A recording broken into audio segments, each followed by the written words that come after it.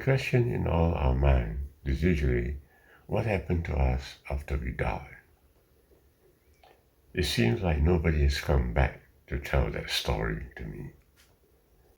But very strangely, there is a book written many years ago. It's called the Tibetan Book of the Dead. And mysteriously, this book is telling us what happens after death, especially during the 49 days after the person died. And I find that not only is an accurate illustration of what happened after death, but it also tells me about what is happening during our life. The Torah also speaks about it. That's right.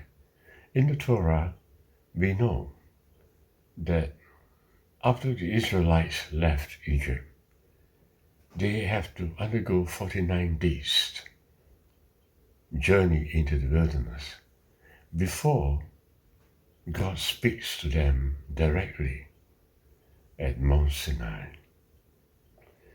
So this 49 days apparently appears in two sacred texts, the Tibetan Book of the Dead and also the Torah.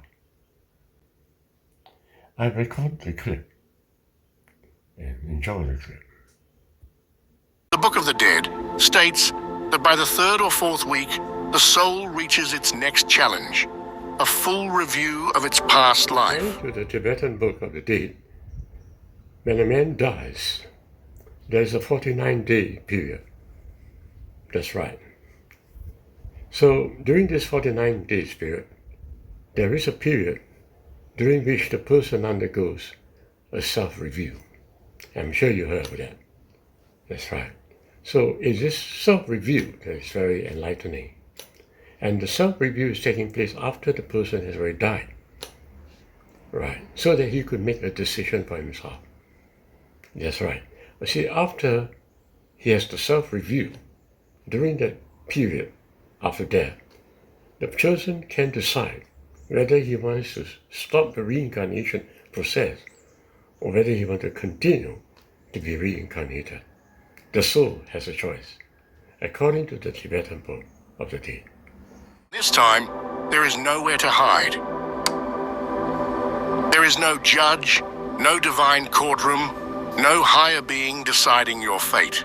What happens next is far more profound and far more terrifying. The Tibetan Book of the Dead describes it as the Great Mirror, a moment when the soul is forced to confront the full weight of its existence. So many a times in our life, we thought that we could hide ourselves. So we thought that we could imagine that God is helping us. But right here at the Tibetan Book of the Dead, a period after death, we are facing everything as it is. Our thinking, our rationalization won't make a difference. Whether there's a God out there or no God, it makes no difference. Whatever you think, it doesn't hide the matter. The fact is that you have caused pain to another person, and because of that, it's causing pain to you. That's it. If you bring joy to others, it brings joy back to you. There's no need for an explanation. All kinds of explanation that we have used in our mind does not matter. It just simply distracts us from the truth. The truth is that you must do good in your life, for otherwise, this is a painful moment. It is not a vision. It is not a dream. It is reliving. The soul is pulled backward through time, through every action, every thought, every emotion it ever created. But this is not memory. It is full immersion. The soul does not just remember what it did in life. It experiences it all over again. Every moment of kindness, every act of cruelty, every decision made in secret is now felt completely, not only from its own perspective, but from the perspective of everyone it ever affected. If you caused pain, you will feel that pain. If you brought joy, you will feel that joy.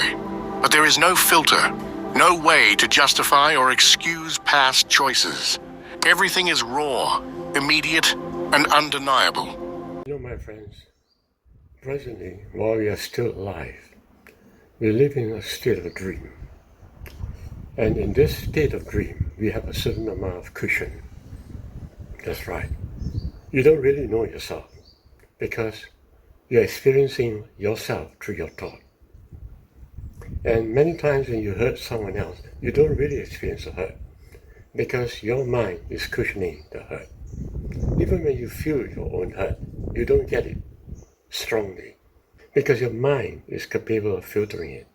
That's why when we live in this lifetime of ours in space-time, I would call it a mirror effect. But the mirror is not a great mirror. It's a minor mirror, giving us a chance in this space-time to make amendments for ourselves, giving us a chance, so to speak, to actually question ourselves and make it clear to ourselves, what are we doing in our life? Because right there after death, when the life review comes on, it is raw. There's no chance whatsoever.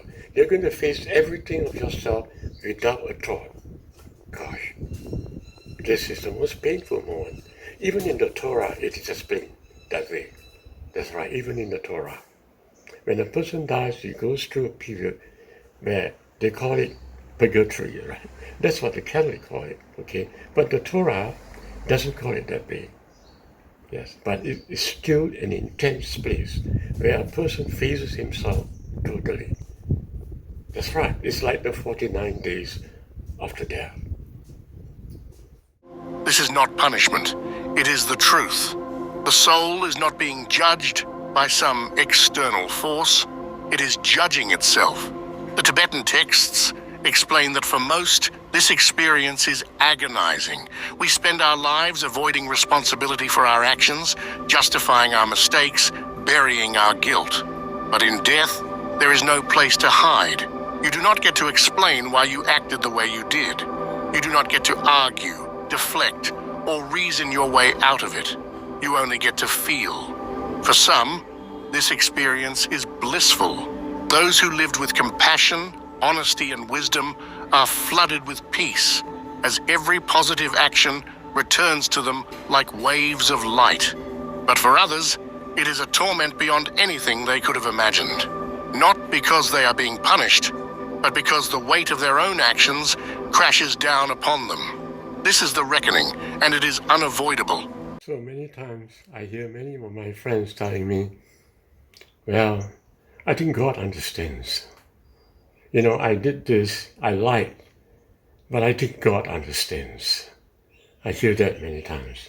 Perhaps it is not a heavy sin. You will tell yourself that. And because of that, you will calm yourself from the painful experience of your own hurt. But in truth, as I keep always saying in my videos, there is no need to do that. We have to face ourselves squarely.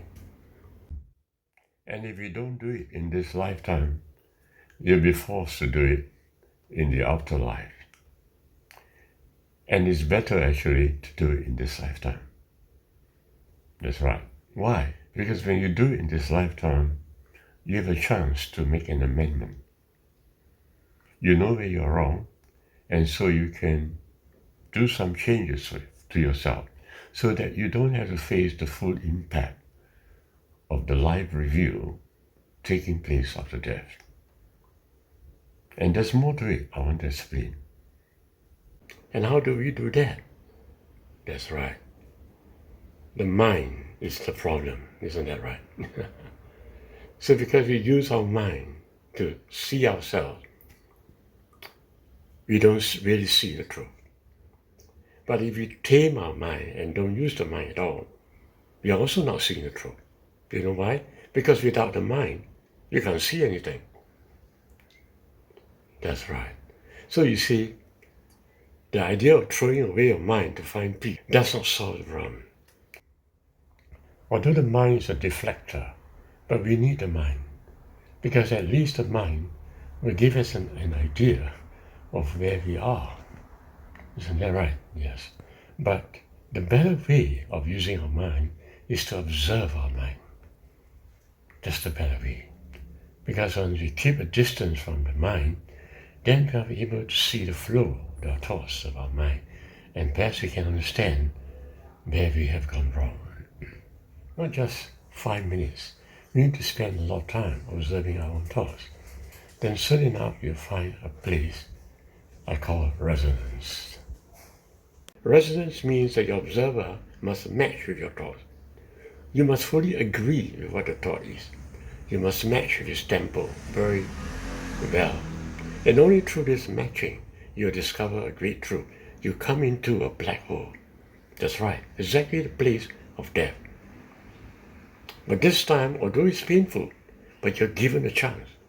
That's right. You're given a chance to make whole of yourself, to reset, and to have a new beginning. You don't have to go through death. You can go through death while you're still alive. I'd like to emphasize this very important point. It's better for us to be square with ourselves and to really understand where we have gone wrong in this lifetime while we are still alive, rather than to enter death, where the life review will also take place. But in death, it's going to be real tough because there is no thought to deflect you. You're not being cushioned at all. You'll be fried out with a tremendous agony.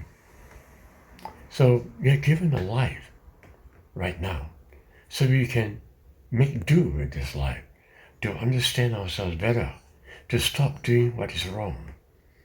That's right.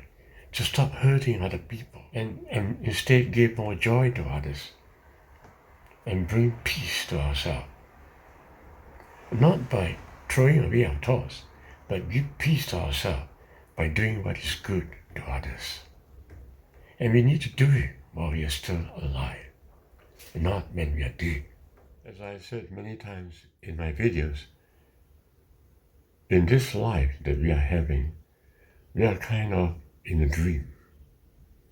That's right. And so if you live in a dream, you don't feel the full impact of your own being. Right? So you have an opportunity to make a redress while you're still dreaming. But when we return to the death state, we undress ourselves totally. We are no longer confronting ourselves using our thoughts. We are confronting ourselves as it is. As I said many times in my videos, I said we are all just one being. Yes, not a duplex, but one being. And when we return to the death zone, we will face ourselves as we are, from both sides, as one being, not as one of the two. It is not a vision. It is not a dream. It is reliving. The soul is pulled backward through time, through every action, every thought, every emotion it ever created. But this is not memory. It is full immersion. The soul does not just remember what it did in life. It experiences it all over again. Every moment of kindness, every act of cruelty, every decision made in secret is now felt completely, not only from its own perspective, but from the perspective of everyone it ever affected. If you caused pain, you will feel that pain. So you might as well face that pain now while you're still alive. Isn't that right? Because it's a dream, as I said, and the dream allows a cushion for you. So face that pain while you're still alive. When you self-observe yourself, you must do it both ways, not just looking at yourself looking at yourself, but you got to allow other people to look at you as well. That's why I'm strict all the time. Observe your thoughts. It's going to be painful, of course. You'll be spared from a tremendous amount of pain in a so-called hell they will go through after death. Nobody is punishing you. Nobody. Yourself is punishing yourself, if you want to put it this way. Existence is punishing you. You've been born into this world, and a part of you refuses to hear yourself. A part of you refuses to acknowledge who you are. You shut away from the other side of yourself. So when you beat up somebody, you don't want to feel what the other party is feeling. You just simply feel the pride of yourself. It's a stupid kind of attitude. But existence will not allow it to happen. We need to get in touch with the other part of ourselves.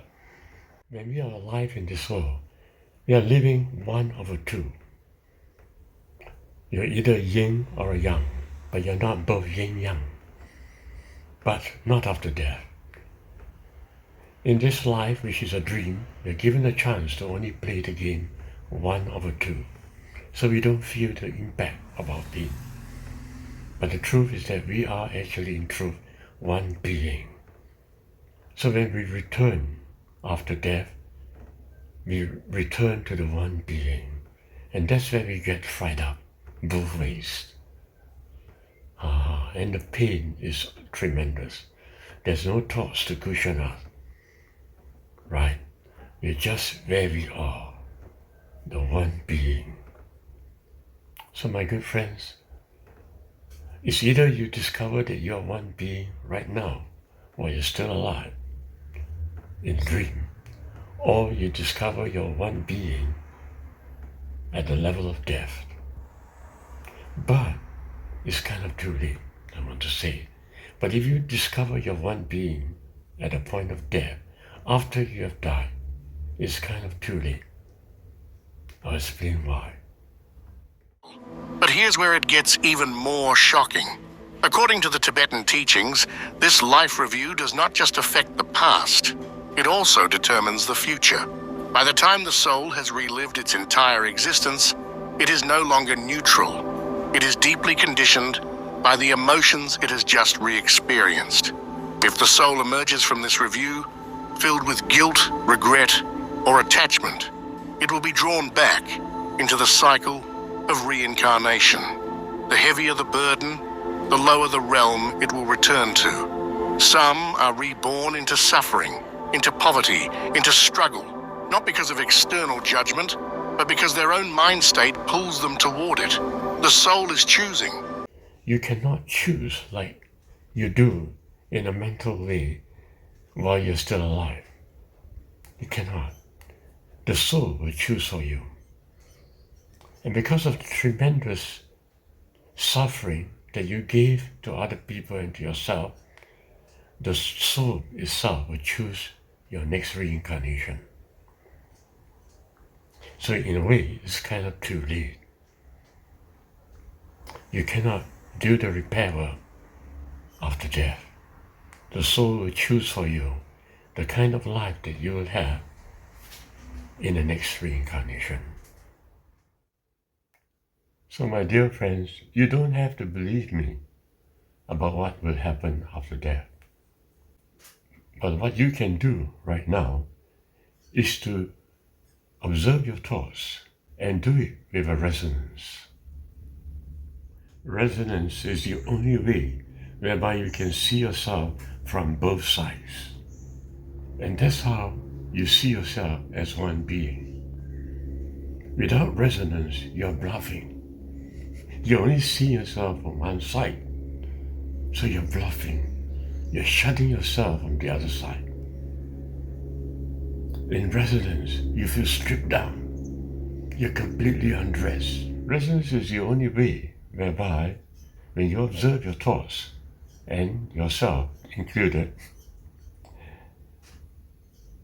both of these will turn into a state of breath. And that's where you enter into a mini-death. A black hole is what I call it. It's kind of scary, but it's only a mini-death. And what's so beautiful about this mini-death is that although you see yourself both ways, but you haven't died. You enter into the one being, but you haven't died. And you begin to realize the I am, you begin to realize that there's more to this world than just 1/2. You begin to realize that every time you hit at someone, you're hitting at yourself. You will stop short of doing evil, because there's no need to do evil. Isn't that right? Because evil and good are kind of the same. If you do good, you do it to yourself. If you do evil, you do it to yourself. As I said, you're one being. But the problem is that I kept on telling you this all the time, but you don't understand the meaning of the word one being. So because of that, we think that we could cushion ourselves with thoughts. You can even say that there is a God out there who will forgive me of my sins. And all this is because we haven't tasted the one being.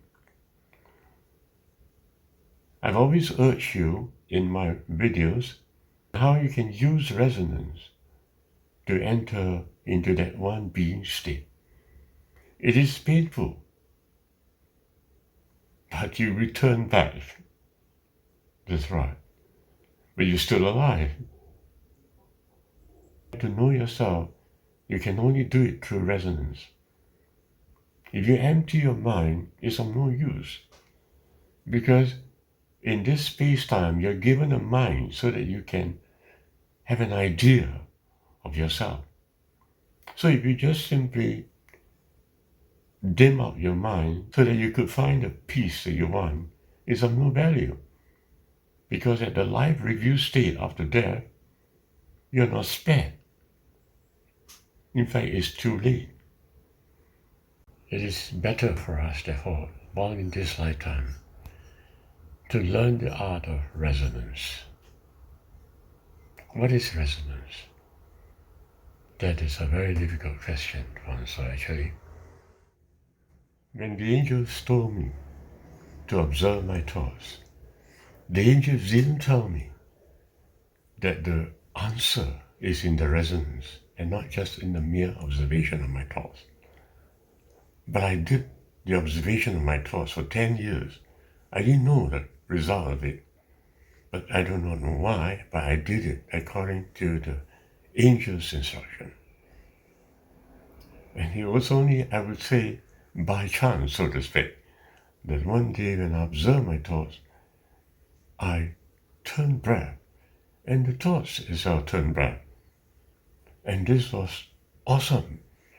For just that one moment in time, I realized the one being, the I am that I am. I didn't know about this before. You see what I mean? I can talk to you about the presence, I can talk to you about the I am, but the reality of it hasn't come.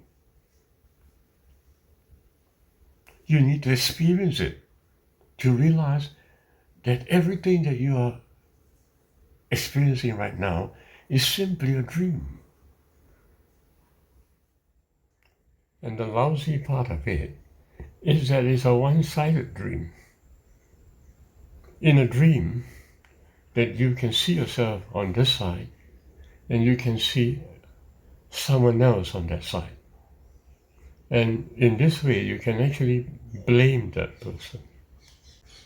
You can see someone on the other side helping you. And in fact, it doesn't happen. You're just a one being. You have to help yourself. So it gives you a wrong picture of reality altogether. It's a pure lie. When we live in a one-sided world, we need to enter one being.